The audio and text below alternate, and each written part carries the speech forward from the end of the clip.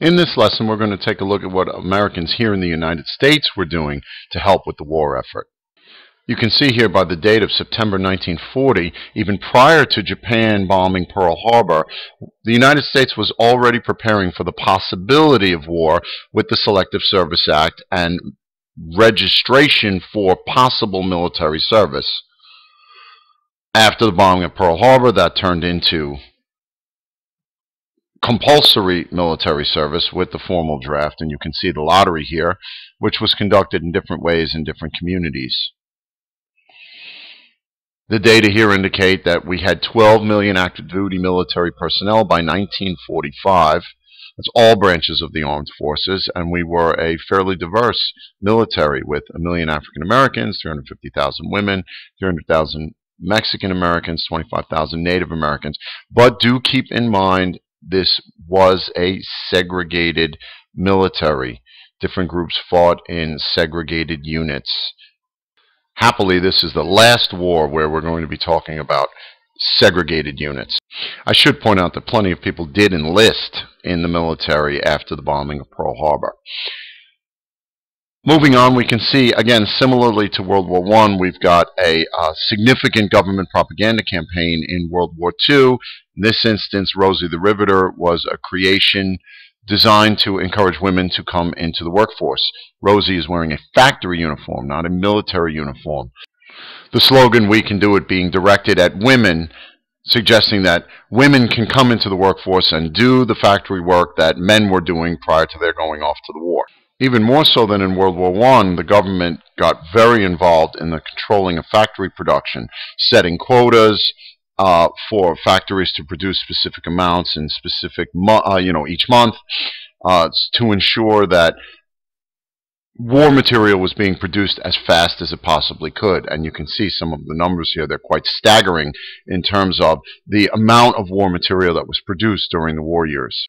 This picture and the ones that follow indicate the ships being built. Here you can see a line of battleships. The picture prior, aircraft carriers, right, in terms of just war production. And you can see, of course, women were stepping up as the government wanted them to, coming into the factories. Here's Rosie the Riveter in real life holding an actual rivet gun, riveting sheet metal together. Another example of government propaganda. Look at what he's doing for his nation. You know, at the very least, you could step up and do some more than you were currently doing. Financing the war. Everybody was getting paid, although we'll see in a moment the government was setting prices. But even so, war is expensive, and the government financed the war through increased taxes and, just like with World War I, the sale of Liberty bonds. And there was a massive campaign to encourage Americans to buy them.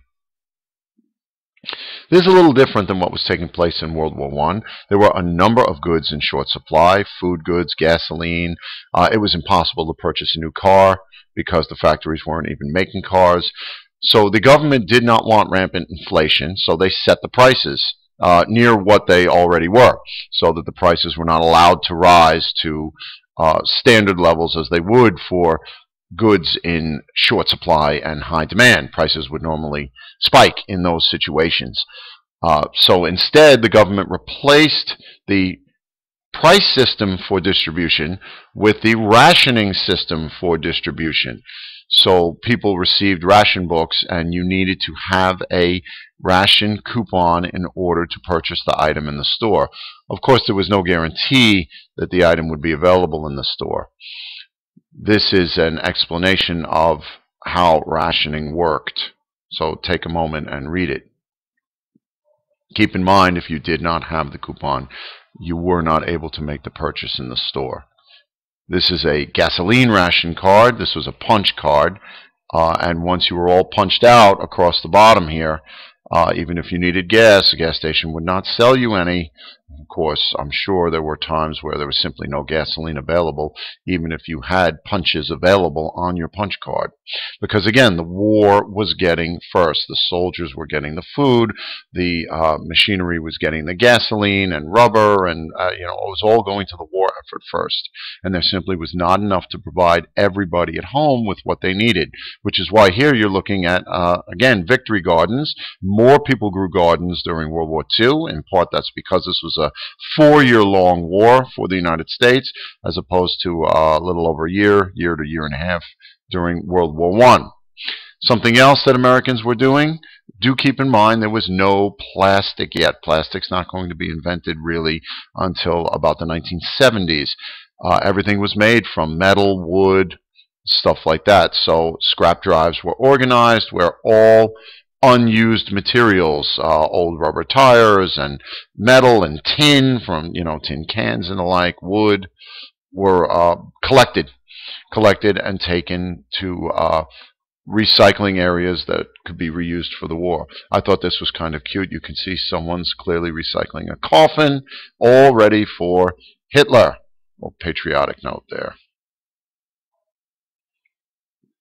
So then, just to sum up, America's efforts during the war years at the home front, the government controlled the wartime economy in terms of factory production and setting quotas and whatnot.